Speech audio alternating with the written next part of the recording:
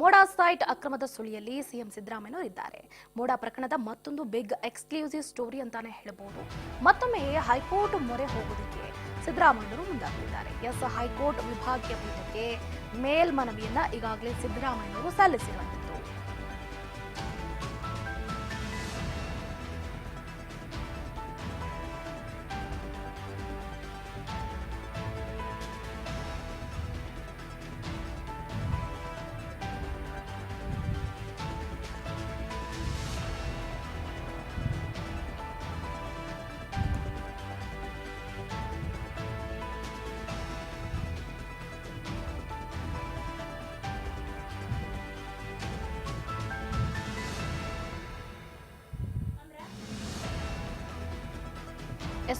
Mysuru urban development ಅಥಾರಿಟಿಯಲ್ಲಿ ಅಕ್ರಮ ನಡೆದಿದೆ ಅಂತ ಈಗಾಗಲೇ 4 ಜನರ ವಿರುದ್ಧ ಎಫ್ಐಆರ್ ಆಗಿತ್ತು. ಅದೇ A1 ಆರೋಪಿಯಾಗಿರುವಂತಹ ಸಿಎಂ ಸಿದ್ದರಾಮಯ್ಯ, A2 ಆರೋಪಿಯಾಗಿರುವಂತಹ ಪಾರ್ವತಿ ಸಿದ್ದರಾಮಯ್ಯ, A3 ಆರೋಪಿಯಾಗಿದ್ದಂತಹ ಮಲ್ಲಿಕಾರ್ಜುನ ಸ್ವಾಮಿ ಸೇರಿದಂತೆ A4 ಆರೋಪಿ ದೇವರಾಜ್ ಅವರ ಮೇಲೂ ಕೂಡ ಎಫ್ಐಆರ್ ದಾಖಲಾಗಿತ್ತು. ಹಾಗೆ ಲೋಕಾಯುಕ್ತ ತನಿಖೆಯನ್ನು ಕೂಡ ಎದುರಿಸಿದ್ರು. ನಾನಾ ರೀತಿಯಾದಂತಹ ಪ್ರಶ್ನೆಗಳಿಗೆ ಸಿಎಂ ಸಿದ್ದರಾಮಯ್ಯ ಹಾಗೆ ಪಾರ್ವತಿ ಸಿದ್ದರಾಮಯ್ಯನವರು ಉತ್ತರವನ್ನು ಕೊಟ್ಟಿದ್ದು ನಮಗೆ ಗೊತ್ತೇ ಇದೆ. ಈಗ ನೋಡಿ, ಸಿಎಂ ಸಿದ್ದರಾಮಯ್ಯನವರು ಮತ್ತೊಮ್ಮೆ ಹೈಕೋರ್ಟ್ ಮೊರೆ ಹೋಗೋದಕ್ಕೆ ಸಿದ್ಧರಾಗಿದ್ದಾರೆ. ಹೈಕೋರ್ಟ್ ವಿಭಾಗೀಯ ಪೀಠಕ್ಕೆ ಮೇಲ್ಮನವಿಯನ್ನ ಸಲ್ಲಿಸೋದಕ್ಕೆ ಮುಖ್ಯಮಂತ್ರಿಗಳು ಮುಂದಾಗ್ತಿದ್ದಾರೆ. ತುರ್ತು ವಿಚಾರಣೆ ನಡೆಸಿ ಅಂತ ಹೈಕೋರ್ಟ್ಗೆ ಮೇಲ್ಮನವಿಯನ್ನ ಸಲ್ಲಿಸೋದಕ್ಕೆ ಮುಂದಾಗ್ತಾ ಇರುವಂತದ್ದು. ನವೆಂಬರ್ 23ಕ್ಕೆ ವಿಚಾರಣೆಯನ್ನ ನಡೆಸಬೇಕು ಅಂತ ಅಭಿಷೇಕ್ ಮನು ಸಿಂಘ್ವಿ ಅವರನ್ನ ಕೇಳಿಕೊಂಡಿದ್ದಾರೆ ಮುಖ್ಯಮಂತ್ರಿಗಳು. ಈಗಾಗಲೇ 40 ವರ್ಷಗಳ ಸುದೀರ್ಘ ರಾಜಕಾರಣದಲ್ಲಿ ಯಾವತ್ತೂ ಕೂಡ ಒಂದು ಕಪ್ಪು ಚುಕ್ಕಿಯನ್ನ ತಗೊಂಡಂತವ್ರಲ್ಲ. ಇದನ್ನ ಅಷ್ಟು ಸುಲಭವಾಗಿ ಬಿಡೋ ಮಾತೇ ಇಲ್ಲ. ಯಾಕಂದ್ರೆ ನೋಡಿ, ಈಗ ಸುಮ್ಮನೆ ತಪ್ಪು ಮಾಡಿಲ್ಲ ಅಂತಂದ್ರೆ ಈ ರೀತಿಯಾದಂತಹ ಹಗರಣವನ್ನ ಮೈ ಮೇಲೆ ಹಾಕೊಳ್ಳೋದು ಎಷ್ಟು ಮಟ್ಟಿಗೆ ಸರಿ? ಸಿದ್ದರಾಮಯ್ಯನವರು ಈಗಾಗಲೇ ಹೇಳ್ಬಿಟ್ಟಿದ್ದಾರೆ, ನಾನೇನಾದ್ರೂ ರಾಜಕೀಯ ನಿವೃತ್ತಿಯನ್ನ ಘೋಷಣೆ ಮಾಡ್ತೀನಿ ಅಂತಂದ್ರೆ ಅವತ್ತು ನಾನು ಇದರಿಂದ ಕ್ಲೀನ್ ಚಿಟ್ ಅನ್ನ ಪಡ್ಕೊಂಡಿದ್ರೆ ಮಾತ್ರನೇ ರಾಜಕೀಯ ಘೋಷಣೆಯನ್ನ ಮಾಡ್ತೀನಿ, ಅವಾಗಲೇ ನನಗೆ ಸಮಾಧಾನ ಆಗೋದು ಅನ್ನುವಂತಹ ಹೇಳಿಕೆಯನ್ನು ಕೂಡ ಮುಖ್ಯಮಂತ್ರಿಗಳು ಕೊಟ್ಟಿರುವಂತದ್ದು. ಹಾಗಾಗಿ ಮುಡಾ ಪ್ರಕರಣಕ್ಕೆ ಸಂಬಂಧಪಟ್ಟಂತೆ ಹೈಕೋರ್ಟ್ ಆದೇಶವನ್ನ ಪ್ರಶ್ನೆ ಮಾಡಿ ಮುಖ್ಯಮಂತ್ರಿ ಸಿದ್ದರಾಮಯ್ಯ ಹೈಕೋರ್ಟ್ ವಿಭಾಗೀಯ ಪೀಠಕ್ಕೆ ಮೇಲ್ಮನವಿಯನ್ನ ಸಲ್ಲಿಸಿದ್ದಾರೆ. ನ್ಯಾಯಮೂರ್ತಿಗಳು ತುರ್ತು ವಿಚಾರಣೆಯ ಅಗತ್ಯ ಇದೆಯಾ ಅಂತ ಪ್ರಶ್ನೆಯನ್ನ ಮಾಡಿದ್ರು. ಹೌದು, ಈಗ ತುರ್ತು ಅವಶ್ಯಕತೆ ಸೃಷ್ಟಿಯಾಗಿದೆ. ನವೆಂಬರ್ 23ಕ್ಕೆ ವಿಚಾರಣೆ ನಡೆಸಬೇಕು ಅಂತ ಮುಖ್ಯಮಂತ್ರಿ ಪರ ವಕೀಲರಾದಂತಹ ಅಭಿಷೇಕ್ ಸಿಂಘ್ವಿ ಮನವಿಯನ್ನ ಮಾಡಿದ್ದಾರೆ ಅನ್ನುವಂತಹ ಮಾಹಿತಿಯು ಕೂಡ ಲಭ್ಯ ಆಗ್ತಾ ಇದೆ.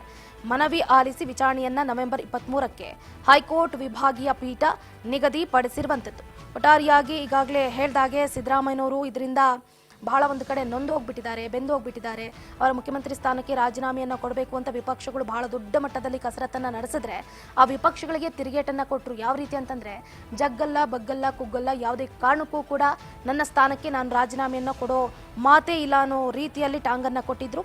ಅದೇ ಮಾತಿನ ಮೇಲೆ ನಿಂತ್ಕೊಂಡಿದ್ದಾರೆ. ಹಾಗಾಗಿ ಹೈಕೋರ್ಟ್ ನೀಡಿರುವ ತೀರ್ಪನ್ನ ಪ್ರಶ್ನಿಸಿ ಕಾನೂನು ಹೋರಾಟ ಮಾಡೋದಕ್ಕೆ ಮುಖ್ಯಮಂತ್ರಿ ಸಿದ್ದರಾಮಯ್ಯನವರು ಮುಂದಾಗ್ತಾ ಇದ್ದಾರೆ. ಇದ್ರ ಬಗ್ಗೆ ಹೆಚ್ಚಿನ ಡೀಟೇಲ್ಸ್ ಅನ್ನ ಕೊಡ್ತಾ ಹೋಗ್ತಾರೆ ನಮ್ಮ ಪೊಲಿಟಿಕಲ್ ರಿಪೋರ್ಟರ್ ಬಸವರಾಜ್ ಹೂಗಾರ್.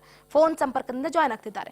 ಬಸವರಾಜ್, ಗಮನಿಸ್ತಾ ಇದೀವಿ, ಮೈಸೂರು ಅರ್ಬನ್ ಡೆವಲಪ್ಮೆಂಟ್ ಅಥಾರಿಟಿಯಲ್ಲಿ ಸಿಎಂ ಸಿದ್ದರಾಮಯ್ಯನವರು ನಿಜಕ್ಕೂ ಕೂಡ ಬಹಳ ದೊಡ್ಡ ಮಟ್ಟದಲ್ಲಿ ಸಂಕಷ್ಟವನ್ನ ಎದುರಿಸಿದ್ರು. ಈಗ ನೋಡಿದ್ರೆ ಹೈಕೋರ್ಟ್ ವಿಭಾಗೀಯ ಪೀಠಕ್ಕೆ ಮೇಲ್ಮನವಿಯನ್ನ ಸಲ್ಲಿಸಿದ್ದಾರೆ ಮುಖ್ಯಮಂತ್ರಿಗಳು. ಇದರಲ್ಲಾದ್ರೂ ಜಯ ಸಿಗಬಹುದಾ ಹೇಗೆ ಅಂತ? ಚಂದ್ರಕಲ್, ಈಗಾಗಲೇ ಸಿಎಂ ಸಿದ್ದರಾಮಯ್ಯವರ ವಿರುದ್ಧವಾಗಿ ಮೂಡಾ ಪ್ರಕರಣ ಏನಿದೆ, ಈ ಒಂದು ಮೂಡಾ ಪ್ರಕರಣಕ್ಕೆ ತನಿಖೆಗೆ ಏನು ಆದೇಶನ ಕೊಟ್ಟಿರ್ತಕ್ಕಂಥ ನ್ಯಾಯಾಲಯದ ಒಂದು ತೀರ್ಪನ್ನ ಪ್ರಶ್ನಿಸಿ ಏನು ಮೇಲ್ಮನವಿಯನ್ನು ಕೂಡ ಸಿಎಂ ಸಿದ್ದರಾಮಯ್ಯವರು ಈಗ ವಿಭಾಗೀಯ ಪೀಠಕ್ಕೆ ಸಲ್ಲಿಸಿರ್ತಕ್ಕಂಥದ್ದು.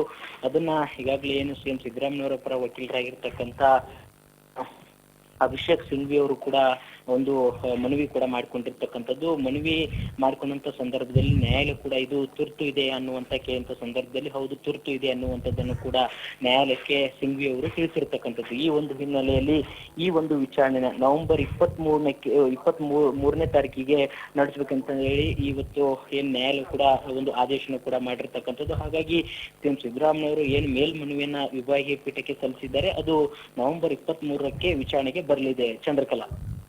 ಬಸವರಾಜ್, ನಾವು ಇನ್ನೊಂದು ಕೂಡ ಗಮನಿಸಬೇಕಾಗುತ್ತೆ, ಸಿದ್ದರಾಮಯ್ಯನವರು ಜಿದ್ದಿಗೆ ಬಿದ್ದು ಈಗ ಹೈಕೋರ್ಟ್ ಮೊರೆ ಹೋಗ್ತಿದ್ದಾರಾ ಹೇಗೆ ಅಂತ. ಯಾಕಂತಂದ್ರೆ ಎಲ್ಲದರಲ್ಲೂ ಕೂಡ ರಿಜೆಕ್ಷನ್ ಅನ್ನ ಪಡ್ಕೊಂಡ್ರು. ಈಗ ಹೈಕೋರ್ಟ್ ಮೇಲೆ ಎಷ್ಟರ ಮಟ್ಟಿಗೆ ಅವ್ರಿಗೆ ನಂಬಿಕೆ ಇದೆ ಅಂತ?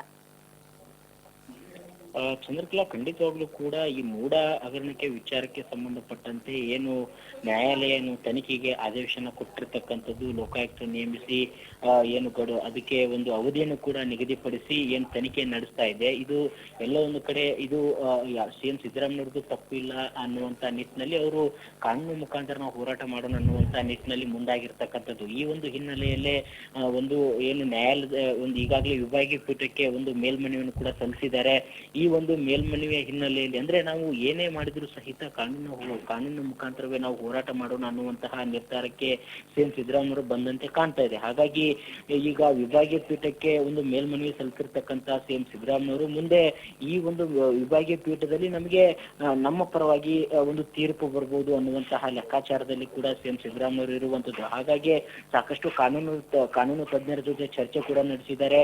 ಅವರ ಪರ ವಕೀಲರಾಗಿರ್ತಕ್ಕಂಥ ಸಿಂಘ್ವಿ ಅವರು ಕೂಡ ಒಂದು ಪ್ರಭಾವಿ ವಕೀಲರು ಕೂಡ ಹೌದು. ದೊಡ್ಡ ಮಟ್ಟದಲ್ಲಿ ಸಾಕಷ್ಟು ಹಲವಾರು ಇಂಥ ಒಂದು ಪ್ರಕರಣಗಳಲ್ಲಿ ಅವರ ಪರವಾಗಿ ಒಂದು ತೀರ್ಪು ಕೂಡ ಬಂದಂತ ಉದಾಹರಣೆಗಳಿದಾವೆ. ಹಾಗಾಗಿ ಈ ಒಂದು ಸಿಎಂ ಸಿದ್ದರಾಮಯ್ಯ ಪ್ರಕರಣಕ್ಕೆ ಸಂಬಂಧಪಟ್ಟಂತೆ ಎಲ್ಲೋ ಒಂದು ಕಡೆ ಕೋರ್ಟ್ ನಲ್ಲಿ ಹಿನ್ನಡೆ ಆಗಬಾರ್ದು ಅನ್ನುವಂತ ನಿಟ್ಟಿನಲ್ಲಿ ಯಾವೆಲ್ಲ ಕಾನೂನಿನ ಅಡಿಯಲ್ಲಿ ಯಾವೆಲ್ಲ ಅವಕಾಶಗಳಿವೆ ಅವೆಲ್ಲ ಅವಕಾಶಗಳನ್ನ ಬಳಸಿಕೊಂಡು ಸಿಎಂ ಸಿದ್ದರಾಮಯ್ಯ ಪರವಾಗಿ ಒಂದು ತೀರ್ಪು ಬರುವಂತೆ ಮಾಡುವಂತ ಪ್ರಯತ್ನದಲ್ಲಿ ಸಿಎಂ ಸಿದ್ದರಾಮಯ್ಯ ಒಂದು ಕಾನೂನು ತಂಡವು ಕೂಡ ಇರ್ತಕ್ಕಂಥದ್ದು. ಹಾಗಾಗಿ ಈಗ ಸಿಂಘ್ವಿ ಅವರು ಕೂಡ ಸಲ್ಲಿಸಿರ್ತಕ್ಕಂಥ ಈ ಮೇಲ್ಮನವಿ ಆಧಾರದ ಅಡಿಯಲ್ಲಿ ಇನ್ನು ನವೆಂಬರ್ 23ಕ್ಕೆ ವಿಚಾರಣೆಗೆ ಬಂದಂತ ಸಂದರ್ಭದಲ್ಲಿ ಅಲ್ಲಿ ನ್ಯಾಯಾಲಯಕ್ಕೆ ಯಾವ ರೀತಿಯಾಗಿ ಇವ್ರದ್ದೇನು ಆ ಒಂದು ಪ್ರಕರಣದಲ್ಲಿ ಪಾತ್ರ ಇಲ್ಲ ಅಂತಕ್ಕಂಥದ್ದನ್ನು ಯಾವ ರೀತಿ ಎವಿಡೆನ್ಸ್ ಅನ್ನು ಕೊಡ್ತಾರೆ, ಯಾವ ರೀತಿಯಾಗಿ ಇಲ್ಲಿ ವಾದ ಮಾಡಲಿದ್ದಾರೆ, ಅದ್ರ ಮೇಲೆ ಡಿಪೆಂಡ್ ಆಗುತ್ತೆ. ಹಾಗಾಗಿ ಸಿಎಂ ಸಿದ್ದರಾಮಯ್ಯವರು ಈ ಒಂದು ಮೇಲ್ಮನವಿ ಸಲ್ಲಿಸಿದ್ದನ್ನ ನೋಡ್ತಾ ಹೋದ್ರೆ ಕಾನೂನು ಮುಖಾಂತರ ನಾವು ಹೋರಾಟ ಮಾಡೋಣ ಅನ್ನುವಂತಹ ನಿರ್ಧಾರಕ್ಕೆ ಬಂದಂತೆ ಕಾಣ್ತಾ ಇದೆ. ಚಂದ್ರಕಲಾ.